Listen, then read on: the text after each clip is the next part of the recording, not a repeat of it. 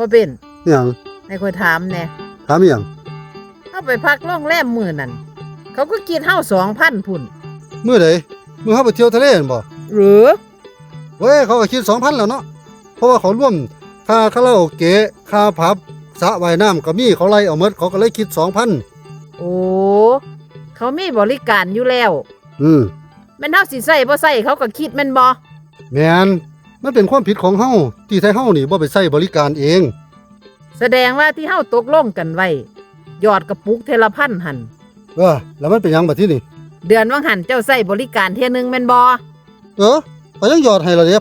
1,000เจ้าเฮ็ดแบบนี้มันบ่ถูกเจ้าต้องยอด 30,000 เอ้าข่อยก็สิได้ยอด 30,000ทั้งที่ข่อยใช้บริการเจ้าเที่ยเดียวนึงก็สร้างแล้วข่อยเปิดบริการอยู่แล้วเจ้าบ่มาใส่เองเนาะ